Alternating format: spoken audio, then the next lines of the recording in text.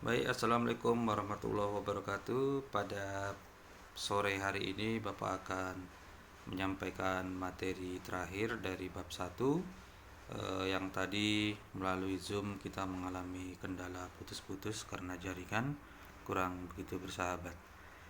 Baik, ini adalah peta konsep materi yang telah kita pelajari selama bab 1. Hari ini kita akan bahas khusus yaitu tentang besaran turunan ya.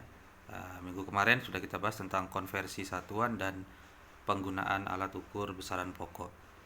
Jadi tujuan belajar kita hari ini adalah yang pertama, ini bukan mengkonversi ya. Yang benar adalah memahami pengertian besaran turunan yang pertama. Kemudian kalian bisa menyebutkan macam-macam besaran turunan beserta satuannya. Kemudian yang ketiga adalah melakukan pengukuran besaran-besaran turunan sederhana yang sering dijumpai dalam kehidupan sehari-hari. Jadi tujuan kita belajar pagi tadi itu adalah 3 ini ya. Kita lihat yang pertama, apa itu besaran turunan? Nah, kalau besaran pokok itu besaran yang satuannya sudah ditetapkan secara internasional.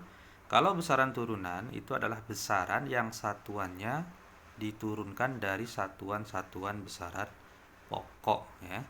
Nah, ini ada tabel besaran pokok dan besaran satuan. Besaran pokok dan besaran turunan. Nah, lihat besaran turunan di sini, contohnya ada luas, volume, gaya, tekanan hingga sampai muatan elektron. Ya, satuan-satuannya berasal dari besaran pokok. Nah, misalnya di sini ada luas, satuannya dalam sistem MKS itu meter kuadrat atau meter persegi, dalam sistem CGS itu sentimeter persegi atau kuadrat. MKS itu meter kilogram sekon, CGS itu sentimeter gram sekon, itu sistem standar internasional. Nah, kita lihat contoh yang pertama yaitu kecepatan ya. Nah, misalnya besaran kecepatan, berarti besaran kecepatan ini termasuk besaran turunan. Kita lihat dari besaran apa aja dia besaran pokoknya. Jadi kecepatan adalah jarak yang ditempuh setiap satuan waktu. Berarti di situ ada besaran jarak ya. Satuannya meter termasuk besaran pokok panjang. Kemudian waktu ya, waktu sekon itu termasuk besaran waktu. Jadi baik besaran panjang maupun besaran waktu itu adalah besaran pokok. Nah, kita lihat rumusnya secara matematis. V sama dengan S per T. V itu kecepatan, S itu jarak, T adalah waktu. Nah, jadi V itu disebut besaran turunan, sedangkan meter per sekon itu besaran pokok. Jarak itu adalah besaran pokok panjang ya, satuannya meter. TS itu adalah sekon, yaitu besaran pokok waktu. Jadi besaran kecepatan, turunan kecepatan ini adalah satuannya berasal dari dua besaran pokok. Nah, itu dia. Maka dia termasuk besaran turunan. Kemudian kita bahas yang ada di buku kalian. Yang pertama tentang luas. Luas juga termasuk besaran turunan karena merupakan hasil perkalian panjang dan lebar. Ya.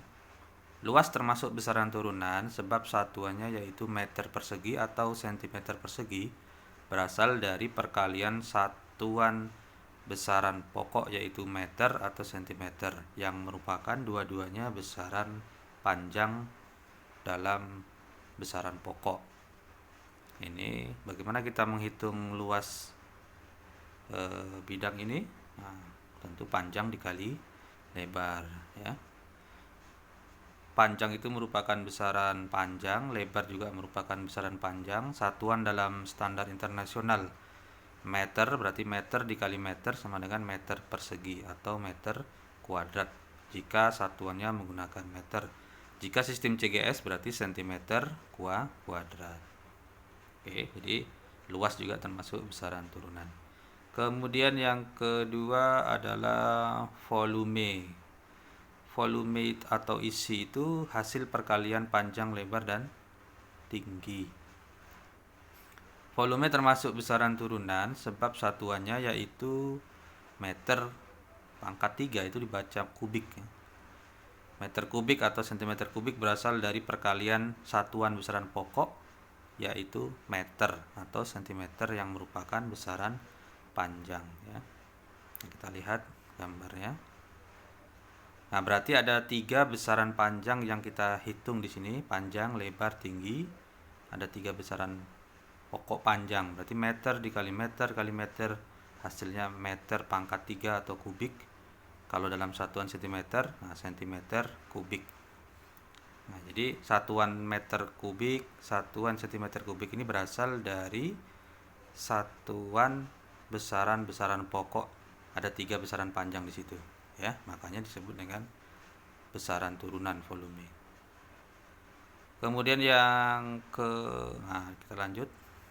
Nah, sekarang bagaimana cara menentukan volume zat cair? Untuk menentukan volume zat cair, biasa dalam labor itu menggunakan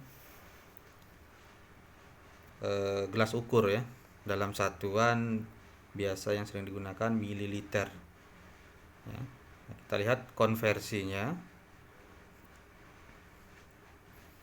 Satuan volume yang sering kita pakai dalam kehidupan sehari-hari adalah liter. Nah, sebenarnya 1 liter itu sama dengan 1 desimeter kubik. Nah, 1 desimeter kubik ini dia. Ya. 1 liter itu sama dengan 1000 mililiter. Jadi 1 mililiter itu sama dengan 1 cm kubik ini. Ya. Nah, jadi 1 mililiter itu sama dengan 1 cm kubik. Nah, sering orang menyebutnya cc. Jadi 1 cc. Cc itu adalah singkatan dari centimeter kubik. Oke, kita lanjut. Jadi nanti para siswa harus pandai mengkonversi dari liter ke mililiter ya, dan seterusnya berdasarkan aturan yang Bapak jelaskan tadi ya. Kemudian yang ketiga, konsentrasi larutan, yang biasanya kimia ya. Apa itu konsentrasi larutan? Hasil bagi antara massa terlarut dengan volume pelarut. Misalnya kamu pagi membuat teh. Nah, yang massa terlarut apa di situ dalam pembuatan teh? Misalnya gula lah ya. Massa gula dibanding dengan volume pelarut. Volume pelarut itu airnya. Ya. Nah, itulah namanya konsentrasi larutan. Apa rumusnya? Ini dia. K sama dengan massa terlarut per volume terlarut. Massa merupakan besaran massa dalam besaran pokok, satuannya kilogram. Kemudian volume pelarut satuannya liter. Jadi kilogram per liter. Atau satuan lain, karena 1 liter itu sama dengan desimeter kubik, jadi kilogram per desimeter kubik. Atau satuan lain lagi juga boleh, kilogram per 1000 mililiter ya. Oke.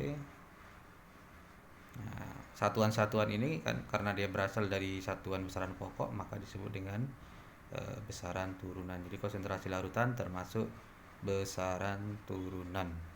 Kemudian yang terakhir adalah laju pertumbuhan.